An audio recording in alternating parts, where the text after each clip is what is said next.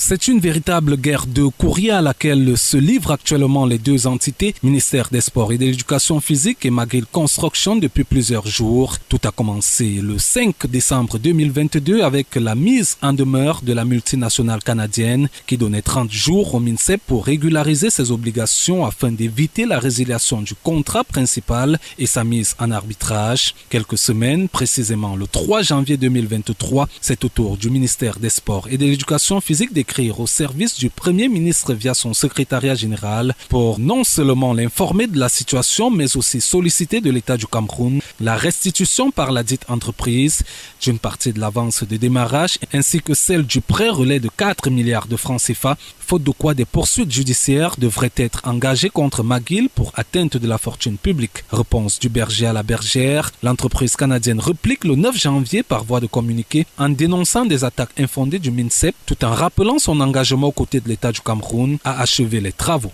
Cette sortie de McGill Construction Corporation entraîna une autre sortie du patron des sports le 12 janvier, cette fois à l'endroit de Franck Mathieu, vice-président des opérations internationales de la société McGill Construction, au sujet des allégations contenues dans sa correspondance du 9 janvier 2022 en signifiant à ce dernier avoir pris acte de sa décision de rupture unilatérale du contrat et du rétropédalage constaté par la suite. Par conséquent, si l'entreprise canadienne souhaitait reprendre les travaux, cela se ferait uniquement sur plusieurs conditions, entre autres la justification de l'utilisation de 42 milliards de francs CFA constitués de plus de 16 milliards relatifs au paiement des décomptes, justification également de 21,9 milliards de francs CFA d'avance de démarrage des travaux ainsi que les 4 milliards de prêts relais. Une situation qui rend aujourd'hui perplexe l'opinion qui s'interroge notamment à quelle fin les 250 milliards de francs CFA étaient destinés si les travaux du complexe d'Olembe ne sont toujours pas achevés.